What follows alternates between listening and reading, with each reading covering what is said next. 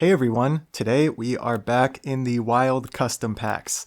So Wild packs are created when you pick 3 or more of one type of pet per tier.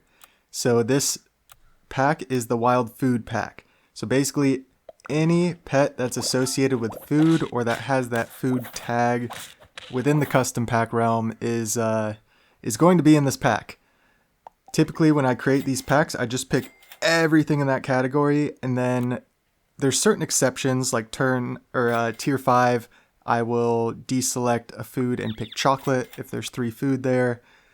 And yeah, because this is the food build, there's going to be all the foods, right? All the scaling foods, which means there's not going to be perks or equipment. It means scaling is going to be very prevalent, but abilities are not. So I knew that I wanted to basically have fun with the numbers, which is something I can always enjoy. It's something that we get very frustrated with in this game, but when you're in the wild packs, at a certain point, you just have to accept that you need to scale to the moon, whether you have abilities or not. You need good equipment. If you're missing like one piece of the puzzle, it could just be all over. The way to get around it, if you are missing a piece of the puzzle, is just to win early. If you win early enough, you can kind of get around a little bit. And this run is a run that wins before the late game for sure, but it's kind of one of those smooth operator runs where everything just happens very smoothly. We kind of pivot and transition into the final team quickly, but over a couple rounds. And it's just a synergy that I would not have expected in this pack. I mean, a couple pets kind of makes sense, and then you consider like the overall pairing and the overall team, and you're like, oh yeah, it's an interesting little mix there. So that's the main run here. It's actually a fairly quick one. I was surprised at how quick the run itself was. Looks like I played it a little quicker than normal.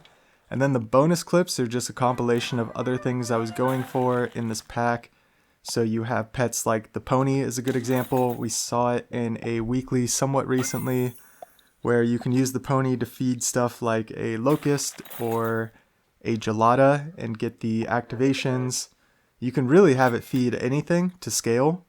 I see a jerboa is one that's kind of common in the back for a pony to feed, but it doesn't make the most sense because you're not getting the permanent scaling from the jerboa, and it only needs 1 apple to activate. So jerboa makes much more sense for like, I was gonna say an owl team, but not even a 4 squad.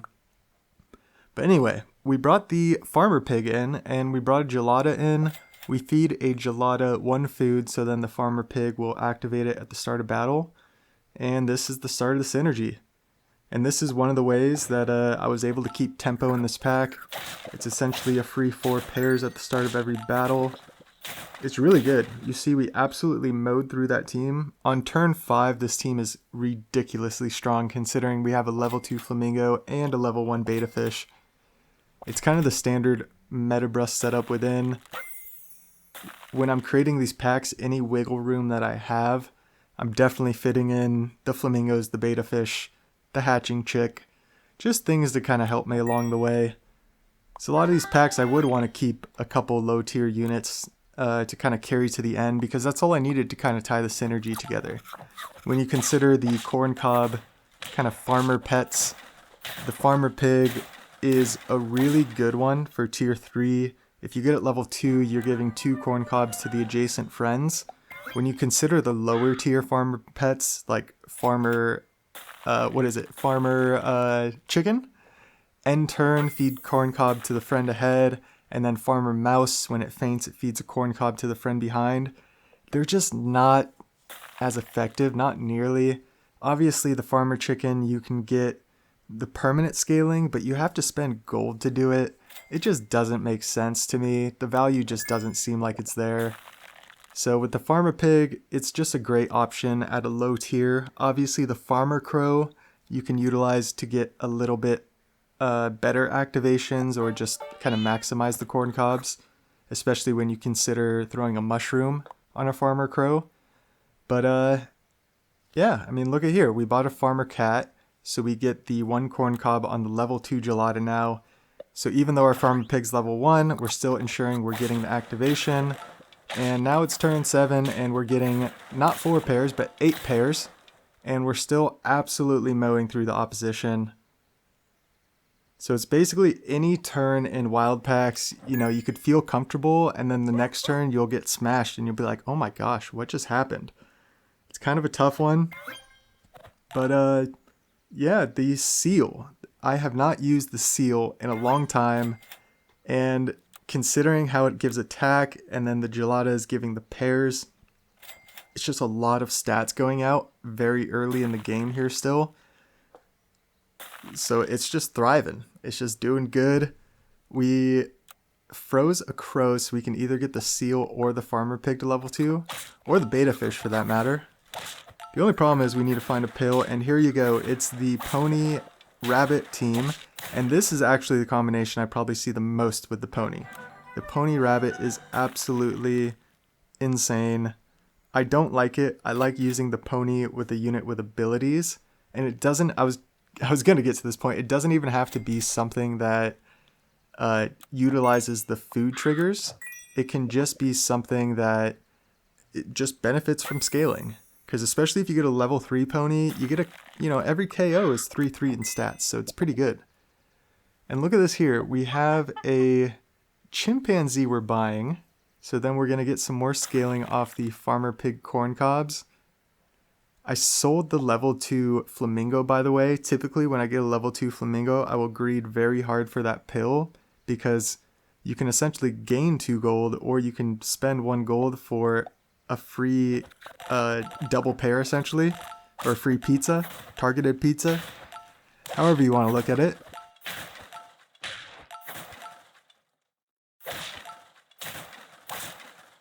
It hurts the soul selling the flamingo, and typically when I make moves like that, I kind of figure the run is going to be going downhill. And look at this, level 2 beta fish as well. That beta fish would be amazing to pill on the chimpanzee or on the seal.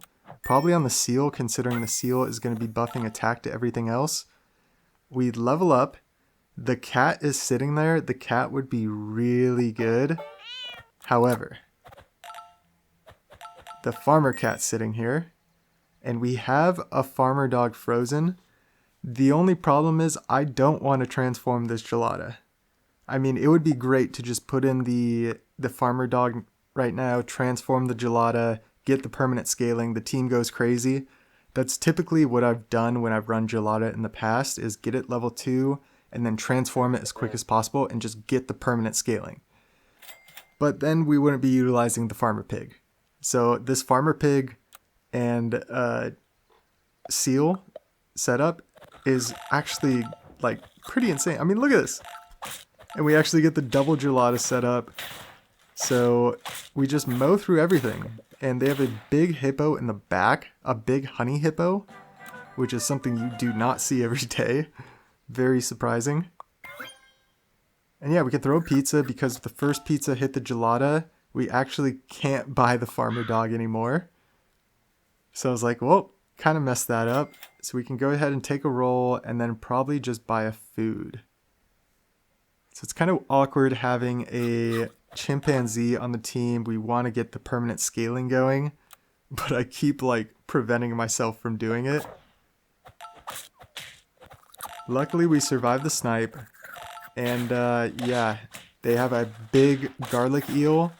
We get through it no problem. Unfortunately, now our low HP is showing. So this is the one kind of drawback to running a seal team when you're not running a rabbit, is that you're not getting that HP scaling. So if you're not like double trading on a couple units, or if you don't have good equipment, then things can go downhill very fast. You start getting double traded against, and then yeah, you just lose your hearts. Before you know it, game's over.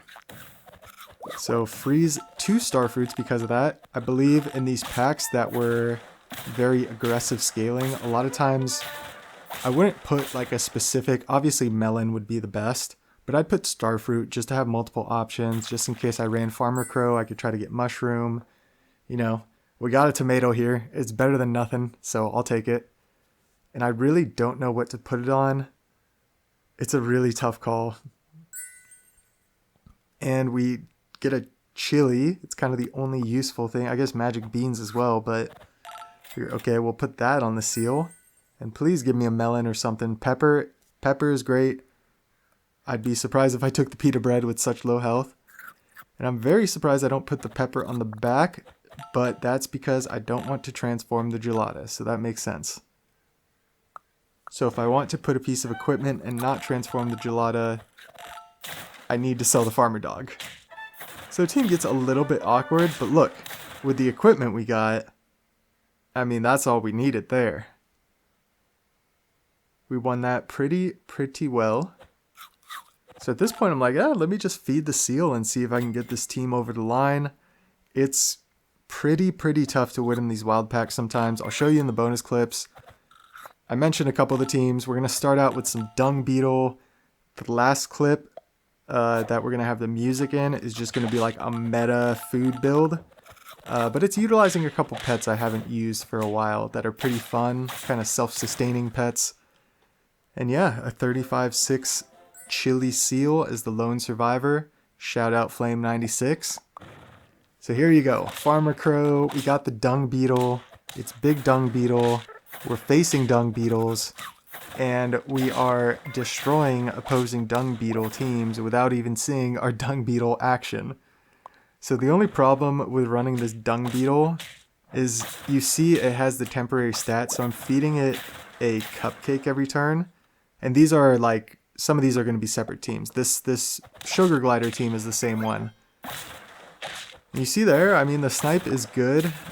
It pretty much guarantees you're going to KO something because it's so strong. What are we doing, like an 18 damage snipe or so? But then eventually you run into this. And it doesn't matter that we're cat scaling on turn 13. We have cat sauropods, so it's like we're getting decent scaling. But it's nothing compared to that. So let's get into the pony teams now. This is a level 2 pony, level 2 locust. So as long as we get 2 KOs, we'll get 4 locusts. If we get 3 KOs, then we get a full 5 locusts like you see here. And it's pretty strong. I mean, it's like a very much weaker Hydra, I guess. And you need to get the KOs to guarantee you get fed. So it's kind of awkward, but you see I have the melon set up. I have a level 2 chimpanzee, and I'm buy-selling farmer crows on this team. So I felt like there was a chance. If I just keep buy-selling farmer crows, and then hopefully eventually get a level 2 farmer dog or something, maybe we can get it over the line. And then we run into Leopard Bakunawa.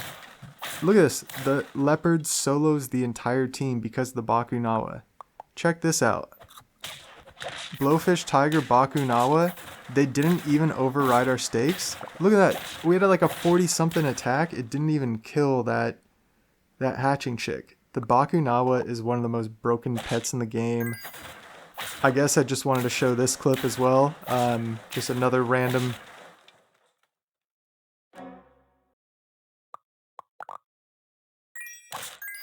Turn 11, this is turn 12 now. The same run, back-to-back matchups, and we just face that. You just throw up your hands and you're like, what do I do? What do I do at this point? And yeah, here's another one, turn 13. Just absolutely ridiculous. Those were the sessions where I run into those teams. The session is over.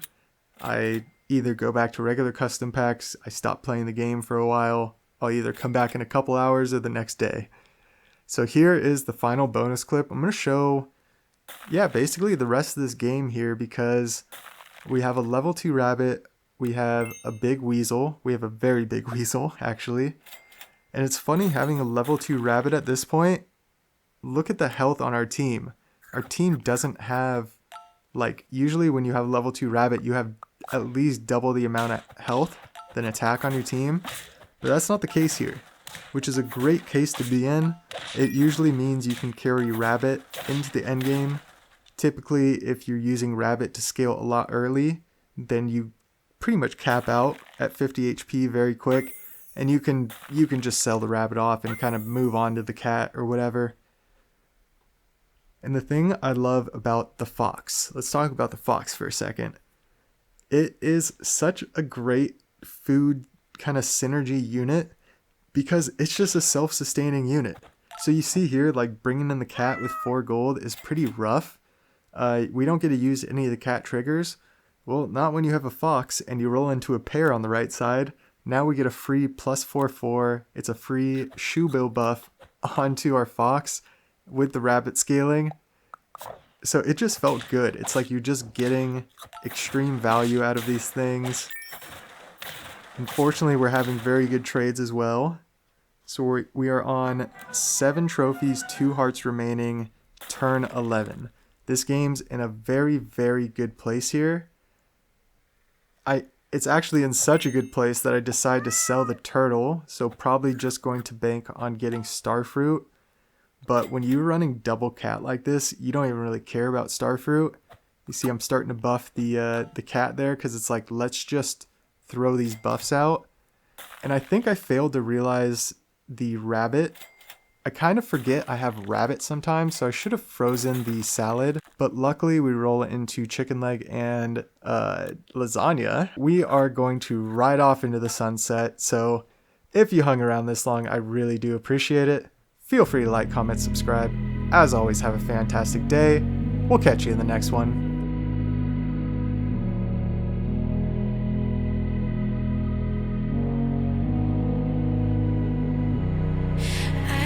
Sleep, yeah. Only miss you when I'm breathing in too deep, yeah. Am I just your little secret? I didn't hear the sirens. I didn't want to see the warning signs, and now I pay the price, yeah. Oh, I should've known. It hits me like a tidal wave every time you say my name. It hits me like a tidal wave. It hits me like a tidal wave. A tidal wave. Tidal wave. Tidal wave. Tidal wave.